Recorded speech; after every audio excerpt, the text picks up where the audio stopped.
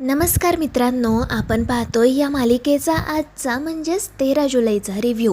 आणि आजचा एपिसोड एकदम मस्त आहे, कारण आज आपल्याला समजणार आहे की आपल्या स्पेशल क्राईम युनिटचे नवीन चीफ नेमके आहेत तरी कोण.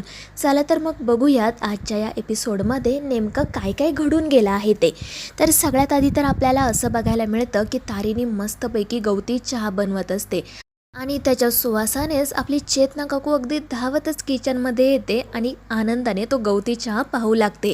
तारीने तिला सांगते की काकू, मी तुमच्यासाठी सुद्धा बनवलाय बरं का. त्यामुळे चेतना काकू तर खूपच खुश होते आणि तारिणीचं अगदी मन भरून कौतुक करते. त्यानंतर तारिणी दयानंदसाठी सुद्धा चहा घेते आणि त्याच्या रूमकडे जायला निघते. पण अचानक तिला कौशिकीने त्यांना जी काही अट घातलेली असते ना ती आठवते आणि म्हणून बिचारी तारिणी जागीच थांबते. तितक्यात चेतना काकूचं तिच्याकडे लक्ष जातं. ती विचारते की काय ग तारिणी, काय झालं, तुला भाऊजींना चहा द्यायचा होता ना. आणि मग तारिणी म्हणते की काकू, मला भीती वाटते. कौशिकीताईंनी सांगितलंय ना की जोपर्यंत बाबांना बरं वाटत नाही तोपर्यंत तू आणि केदारने त्यांना भेटायला जायचं नाही. जर कौशिकीताईंना कळलं ना तर त्या खूप चिडतील. पण चेतना काकू तिला समजावते की बाळा, असं काही होणार नाहीये. मला माहिती आहे ना तुझं आणि केदारचं भाऊजींवर किती प्रेम आहे हे कौशिकीला चांगलंच माहिती आहे. आणि त्यामुळेच मी तुला सांगते की तू जा, भाऊजींना भेट. अगं, तुला पाहून ना त्यांना खरंच बरं वाटेल. आणि ते तारिणीला सुद्धा पटतं, पण थोडीशी भीतीसुद्धा वाटत असते. पण काकू तिला सांगते की तू जा बिंदास, काही काळजी करू नको. जरी ते कोणी आलंच ना तर मी तुला सांगेल. आणि ते ऐकून तारिणी खुश होते आणि दया काकांकडे जाते. त्याचवेळी दुसरीकडे आपल्याला असं पाहायला मिळतं की तो युवराज ऑफिसला जायची तयारी करत असतो. निशी त्याला हव्या असणाऱ्या सगळ्या वस्तू अगदी त्याच्या हातात आणून देत असते. आणि तितक्यात तिथे येते पद्मिनी. या युवराजला सांगते की युवराज, हे बघ, खूप दिवसांनंतर तू ऑफिसला चाललाय. पण याआधी जे काही घडलं त्याबद्दल जर कोणी ऑफिसमध्ये काही बोललं ना, पण तिचं वाक्य पूर्ण होण्याच्या आधीच हा मुलगा रागात म्हणतो की जर कोणी काही बोललं ना तर मी बघतो त्याचं काय करायचं ते. पण पद्मिनी म्हणते की अरे बाबा, हेच तर करायचं नाही आहे ना. मी तुला किती वेळा सांगितले, डोक्यावर बर्फ आणि तोंडात साखर ठेवायची. जरी आपल्या रक्तात साखर नसली ना तरी जिभेवर मात्र असायलाच हवी बरं का. आणि त्यावेळी तिचं ते म्हणणं युवराजलाही पटतं. पद्मिनी त्याला अगदी व्यवस्थितपणे समजावते की पुढचे काही दिवस तू ना एकदम शांत राहा, सगळ्यांशी आपुलकीने प्रेमाने वाग, त्या कौशिकीचं मन जिंक, तिचा विश्वास परत मिळव आणि मग आपण पुढचा डाव टाकूयात. त्या कौशिकीला आणि केदार तारिणीलाच या घरातून बाहेर काढूयात. आणि त्यावर युवीसुद्धा हसतच हो म्हणतो आणि ती बावळट निशीसुद्धा. त्यानंतर दुसरीकडे आपल्याला असं पाहायला मिळतं की तारिणी तिच्या बाबांना म्हणजेच दया काकांना भेटायला आलेली असते. तब्बल 2 दिवसांनंतर तिने त्यांना पाहिलेलं असतं आणि त्यांची तब्येत आता बऱ्यापैकी सुधारली हे पाहून तिला खूपच बरं वाटतं. तर तारिणीला पाहून दया काकांना देखील खूप आनंद होतो. तिला विचारतात की काय ग तारिणी, आत्ता येते का तुम्हाला भेटायला, इतके दिवस कुठे होती.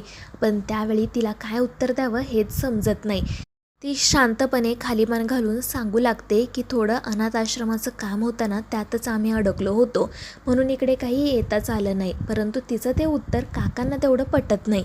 ते तिला खोदून खोदून विचारतात की तू हे जे काय बोलतेस ते खरं आहे ना, की घरात वेगळं काही घडलंय. पण तारिणी मात्र त्यांना त्या दिवशी घडलेला प्रकार आणि कौशिकीने दिलेल्या शिक्षेबाबत काहीच सांगत नाही. मग ती त्यांना मस्तपैकी गरमागरम गवती चहा देते आणि तो चहा घेतल्या घेतल्या काकांना तर एकदम तरतरीच येते. ते खूप खुश होतात. तारिणीचं भरभरून कौतुक करत म्हणतात की अगं, त्या गोळ्या खाण्यापेक्षा जर मी 3-3 टाईम हा चहा पिलो ना तर असा बरा होईल. आणि ते ऐकून तिलाही हसू येतं. त्याचवेळी दुसरीकडे चेतना काकू मात्र अस्वस्थपणे फेऱ्या मारत असते. तिला भीती वाटत असते की आता जर पद्मिनी इथे आली आणि तिने तारिणीला पाहिलं ना तर काही खरं नाही. आणि तितक्यात पद्मिनी तिथे येतेच. पण मग चेतना काकू तिला म्हणू लागते की हो वहिनी, कुठे चाललाय तुम्ही, हे बघा मी तुमच्यासाठी चहा बनवलाय, पटकन पिऊन घ्या बरं. पण ती बाई नकारच देते. पण काकू काही ऐकत नाही. ती पद्मिनीला खुर्चीवर बसवतेच आणि तिला चहा प्यायलाच लावते. आणि हे सगळं ना ती अगदी मोठ्या आवाजात बोलत असते जेणेकरून तारिणीला आवाज ऐकू जावा आणि ती पटकन रूममधून बाहेर यावी. आणि अगदी घडतं सुद्धा तसंच. तारिणी पटकन दया काकांचा निरोप घेते आणि रूममधून बाहेर पडते. त्यामुळे काकांना संशय येतो. तर इकडे आपली काकू पद्मिनीला बरोबर थांबवून ठेवत असते, जेणेकरून तिने तारिणीला त्या रूममधून बाहेर येताना पाहू नये. आणि मग तारिणी हळूच दुसरीकडे जाते आणि मग चेतना काकू पद्मिनीला म्हणते की वहिनी झाला असेल चहा तर तुम्ही जा, आता भाऊजींची तब्येत कशी आहे ते बघून घ्या. आणि त्यावर पद्मिनी ही हो म्हणते आणि तेथून निघून जाते. तर तारिणी आनंदाने चेतना काकूचे आभार मानते. काकू तिला विचारते की काय गं, भाऊजींना आनंद झाला ना तुला पाहून? तर ही म्हणते हो काकू, त्यांना खूप बरं वाटलं आणि मला सुद्धा. त्यानंतर मग आपल्याला बघायला मिळतं की तारिणी लगेचच केदारकडे जाते आणि त्याला ही आनंदाची बातमी सांगते. ते आपल्या बाबांना भेटले हे कळाल्यावर केदारलाही खूप बरं वाटतं. तो त्यांच्या तब्येतीची चौकशी करतो आणि तारिणी सगळं ठीक असल्याचं सांगते.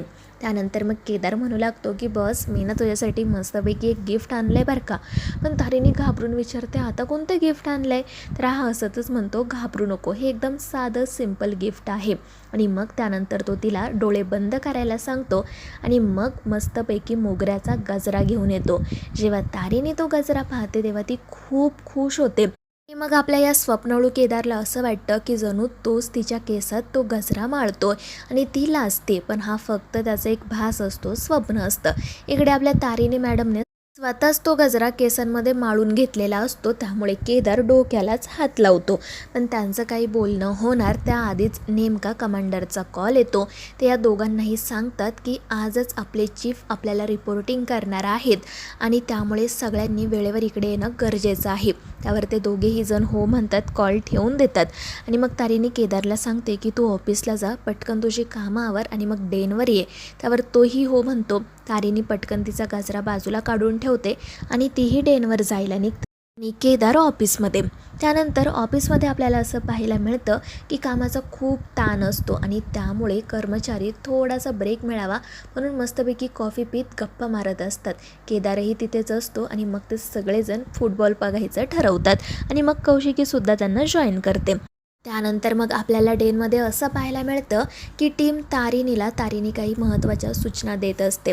त्यांना स्पष्टपणे सांगते की तुमच्या मनात ज्या काही शंका असतील किंवा तुम्हाला जे काही आपल्या चीफसोबत बोलायचं असेल ना, ते तुम्ही बिनधास्तपणे बोला. फक्त एक लक्षात ठेवा की मुद्द्याचं बोलायचं.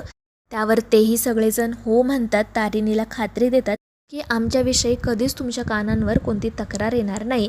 त्यामुळे तारिणीलाही बरं वाटतं. मग ती केदारला विचारते की तू कधी पोहोचणार आहेस? तो सांगतो की बॉस माझं काम उरकतच आलं आहे, थोड्या वेळातच मी येईल. आणि तितक्यात इकडे आपल्या टेक्नोला मेल येतो. सगळ्यांना तो मेल मोठ्याने वाचून दाखवतो आणि त्यामध्ये नवीन चीफचं नावसुद्धा डिस्क्लोज झालेलं असतं आणि ते असतं मिसेस जया जगदाळे.